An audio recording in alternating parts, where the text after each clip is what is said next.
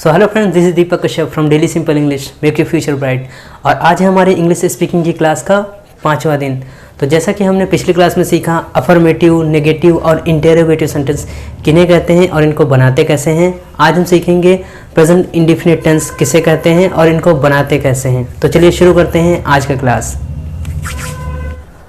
तो लेसन शुरू करने से पहले हम जान लेते हैं आज टेंस को। पहले टेंस का मतलब होता है काल, मतलब समय, मतलब जो समय बीत चुका होता है उसे हम बोलते हैं पास्ट टेंस यानी भूतकाल। जो अभी चल रहा है समय उसको हम बोलते हैं प्रेजेंट टेंस यानी वर्तमान काल। और जो समय आने वाला है उसको हम बोलते हैं भविष्य काल यानी फ्यूचर टेंस। यानी इस तरह से टेंस हमारे 3 तरह के होते हैं, पास्ट, प्रेजेंट और फ्यूचर। ठीक है। और इन तीनों के भी 4 पार्ट होते हैं, यानी इनके भी, जैसे कि हम पास्ट का ले लेते हैं तो पास्ट का पहले इंडेफिनिट, फिर कॉन्टिन्यूअस, फिर परफेक्ट एंड परफेक्ट कॉन्टिन्यूअस। इसी तरह प्रेजेंट के present indefinite, present continuous, present perfect and present perfect continuous. और फ्यूचर का future indefinite, future continuous, future perfect tense and future perfect continuous tense. मतलब इस तरह से तीनों के 4 पार्ट होते हैं, यानी कुल मिलाकर के हमारे जो टेंस हैं वो 12 हो जाएंगे। ठीक है। तो इन 12 का ही एक भाई जो है हमारा प्रेजेंट इंडेफिनिट टेंस, जिसको हम आज सीखेंगे। इंडेफिनिट का मतलब होता है अनिश्चित, यानी जिन हिंदी वाक्यों में समय निर्धारित नहीं होता है उनको भी आप अनिश्चित जो है यानी इंडेफिनिट टेंस बोलते हैं। इनको सिंपल प्रेजेंट भी बोलते हैं और प्रेजेंट इंडेफिनिट टेंस भी बोलते हैं। तो आप कंफ्यूज मत होइएगा कि अगर आपको सिंपल प्रेजेंट लिख करके आए तो आप सोचें कि ये कौन सा टेंस है, ये तो हमने पढ़ा नहीं है। ठीक है। तो ये प्रेजेंट इंडेफिनिट को ही सिंपल प्रेजेंट भी बोला जाता है। अब इसकी पहचान कैसे होगी? इनकी पहचान होती है जिन हिंदी वाक्यों के अंत में ता है, ती है, ते है, ता हूँ, ती हूँ आता है उनको प्रेजेंट इंडेफिनिट टेंस कहते हैं। मतलब जहाँ भी आपको ता है, ती है दिख जाए वो समझ लीजिएगा कि वो प्रेजेंट का इंडेफिनिट टेंस है। जैसे कि मैं खाता हूँ, मैं पढ़ता हूँ, मैं रोज़ नहाता हूँ, मैं रोज़ चाय पीता हूँ। ठीक है। मैं स्कूल जाता हूँ। तो इनमें क्या है, सब ता आ रहा है लास्ट में। ठीक है। अब आप अगर सीखने जा रहे हैं प्रेजेंट इंडेफिनिट तो सोच रहे होंगे कि इसको सीखने का क्या फ़ायदा होगा। तो प्रेजेंट इंडेफिनिट टेंस अगर आप सीख जाएंगे तो पहला फ़ायदा है कि आप अपनी आदतों को बता सकते हैं इंग्लिश में। दूसरा, आप अपने रूटीन को बता सकते हैं इंग्लिश में। तीसरा, आप अपने शेड्यूल को बता सकते हैं इंग्लिश में। यानी कुल मिलाकर के रोज़ डेली जो आप जितने काम करते हैं वो सभी आप प्रेजेंट इंडेफिनिट की सहायता से बता सकते हैं। ठीक। तो प्रेजेंट इंडेफिनिट टेंस हम बनाएंगे, तो बनाने के लिए आपको मैंने पिछले लेसन में जैसे कि बताया था कि अफर्मेटिव, नेगेटिव और इंटेरोगेटिव सेंटेंस। ठीक है। तो हम उसी पैटर्न पे चलेंगे जिससे आपको समझने में बहुत आसानी रहेगी और आप अच्छे से समझ पाएंगे। ठीक है। और अगर आपने वो लेसन नहीं देखा है तो उसको ज़रूर देख लीजिएगा, जिससे आपको इस लेसन की जो सारी चीज़ें हैं वो बिल्कुल एकदम क्लियरली समझ में आ जाएंगी। ठीक है। तो बात करते हैं हम अफर्मेटिव यानी प्रेजेंट इंडेफिनिट का अफर्मेटिव सेंटेंस, मतलब सीधे साधे वाले अगर बनाएंगे तो कैसे बनाएंगे। सबसे पहले आपको उसमें सब्जेक्ट लिखना होगा। सब्जेक्ट आपको मैंने बताया था, सब्जेक्ट वाले में सब्जेक्ट हमारा होता है ही, शी, नेम, इट, और प्लूरल में आई, वी, यू, दे, मतलब सब्जेक्ट लिखेंगे।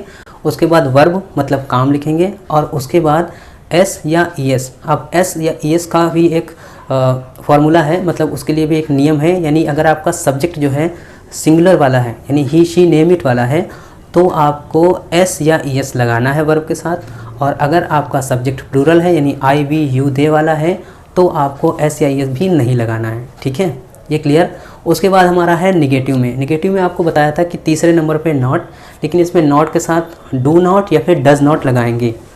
डज नॉट लगाएंगे अगर आपका सब्जेक्ट सिंगुलर वाला है यानी वही एक वाला है, और अगर आपका सब्जेक्ट प्लूरल वाला है यानी एक से अधिक वाला है तो आपको डू नॉट लगाना है। तो चलिए उनको उदाहरण से समझते हैं। ठीक है। तो पहला हमारा उदाहरण है वह पढ़ता है, दूसरा उदाहरण है मैं पढ़ता हूँ। इनको साथ साथ ट्रांसलेट करते हैं। ठीक है। तो सबसे पहले आपको इसमें सब्जेक्ट लिखना है, जो वह हो गया, वह के लिए आपको ही, मैं के लिए हो गया आई। उसके बाद पढ़ने की इंग्लिश रीड, दोनों जगह रीड हो जाएगा। अब देखिए आपका सब्जेक्ट ही वाला जो है वो सिंगुलर वाले में आ रहा है, यानी इसमें आपको एस या ई एस लगाना है। तो इसमें आपको एस लगा देंगे यानी ही रीड्स। नीचे क्या है आपका सब्जेक्ट, वो है आई। आई जो है हमारा वो देख रहे हैं आपकी प्लूरल में है, तो इसके साथ आपको एस या एस नहीं लगाना है। तो ये आपका ऐसे ही कंप्लीट हो जाएगा। ठीक है।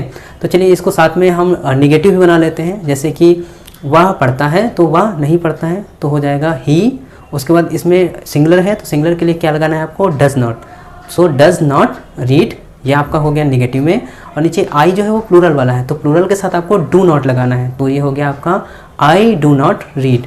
इसी को अगर आप इंटेरोगेटिव बनाना चाहें तो हेल्पिंग वर्ब को बाहर ले आएंगे यानी ही डज़ नॉट रीड को डज़ आगे आ जाएगा आपका, डज़ ही रीड, और नीचे में आपको डू आई रीड, ये आपका इंटेरोगेटिव ऐसे बन जाएगा। ठीक है, तो एक उदाहरण और ले लेते हैं, जैसे कि राम खेलता है, दूसरा उदाहरण है मैं खेलता हूँ। तो इसको भी ट्रांसलेट करते हैं।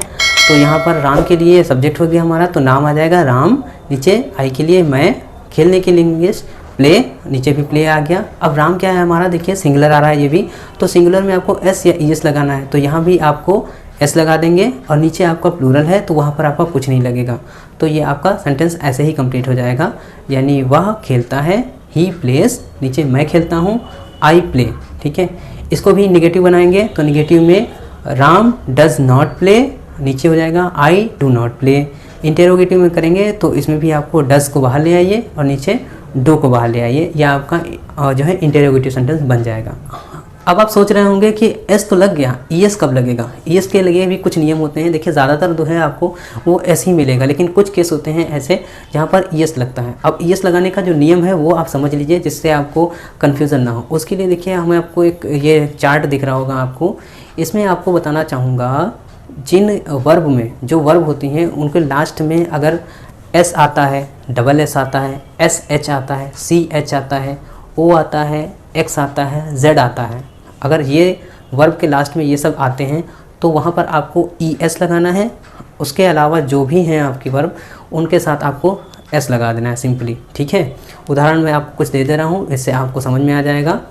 उसके अलावा एक केस होता है वाई का, वाई एक स्पेशल केस होता है यहाँ पर, जैसे कि अभी आपने देखा प्ले, तो प्ले में क्या है PLAY, तो ए पहले आया, ये है वॉवेल आपका, यानी वॉवेल उसके बाद अगर वाई आता है तो वहाँ पर आपको वाई में कोई चेंज नहीं करना है, तब आपको एस ही लगाना है यानी प्लेस।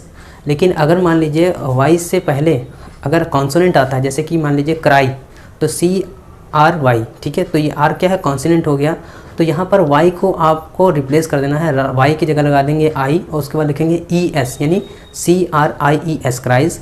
ड्राई है तो DRY, तो DRIES। इसी तरह जो होते हैं यानी जिनमें कॉन्सोनेंट पहले आएगा उसके बाद वाई आएगा, तो ये स्पेशल केस होता है, तो वहाँ पर आपको IES कर जाएगा। ठीक है, वो वाई हट जाएगा, IES हो जाएगा। तो आपको समझ में आ गया होगा। इसके अलावा अगर कुछ भी आता है तो आँख बंद करके आपको एस लगा देना है। ठीक है, तो इसका भी एक उदाहरण ले लेते हैं जिससे आपको थोड़ा और समझ में आए, नहीं तो कहेंगे कि मुझे समझाया ही नहीं।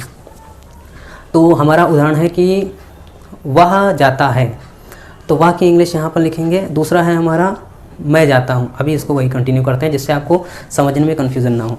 तो यहाँ पर भी सब्जेक्ट हो गया हमारा वह, नीचे हो गया आई, जाते की इंग्लिश हो गई गो, नीचे भी गो हो गया। ठीक है, अब इसमें देखिए वह हमारा जो है वो सिंगुलर वाला है, फिर से देख सकते हैं, तो इसमें आपको एस या ई एस आएगा। लेकिन अब मैंने बताया कि जिसमें ओ आएगा या एक्स आएगा या जेड आएगा या एस एच आएगा या सी एच आएगा आखिरी में, तो आपको क्या लगाना है, वहाँ पर ई एस लगाना है। तो गो के साथ देखिए आखिरी में ओ आ रहा है वर्ब में, तो यहाँ पर ई एस यानी गोज हो जाएगा। और नीचे क्या है, नीचे देखिए सब्जेक्ट क्या है आपका, ये ध्यान रखिएगा, सब्जेक्ट है वो आपका प्लूरल, तो प्लूरल में फिर गो हो या डू हो या फिर ओ आए या एस एच आए या कुछ भी आए, उसमें एस या एस लगाना ही नहीं है। मतलब वहाँ आपको कोई दिमाग लगाने की ज़रूरत नहीं है, वहाँ आप सिंपली वैसे ही छोड़ दीजिए। प्लूरल है तो कुछ नहीं करना है, अगर सिंगुलर है तो एस या ई एस लगेगा, एस ज़्यादातर में लगेगा, और ई एस जो लगेगा वो आपको मैंने केस बताया कि इन केस में जो है जिनमें वर्ब में लास्ट में ये लेटर्स आएंगे तो वहाँ पर आपको ई एस लगाना है। यानी इस तरह से आप जो है बहुत अच्छे से बना सकते हैं। तो आई होप आपको आज का वीडियो बहुत अच्छा लगा होगा। अगर अच्छा लगा हो तो प्लीज़ वीडियो को लाइक करके जाइएगा। ठीक है, क्योंकि बनाने में बहुत मेहनत लगती है, आपको भी पता है। और इस तरह से मैं आपको कुछ सेंटेंस दे रहा हूँ, इनकी आपको प्रैक्टिस करनी है, इनको आपको बनाना है, और कोशिश करिएगा कि कमेंट में इसे लिखें। अगर आप प्रैक्टिस करेंगे तो जल्द से जल्द आप सीख पाएंगे, तभी आप इंप्रूव हो पाएंगे। ठीक है, अगर प्रेजेंट इंडिफिनिट का ही यूज़ करने लगे तो मान लीजिए 50% इंग्लिश तो आपकी प्रेजेंट इंडिफिनिट में ही सिर्फ बोलते हैं दिन में। ठीक है, तो वीडियो अच्छा लगा हो तो प्लीज़ लाइक करके जाइएगा, and please like, share and subscribe my YouTube channel daily simple English. Make your future bright, and thank you for watching. Have a nice day.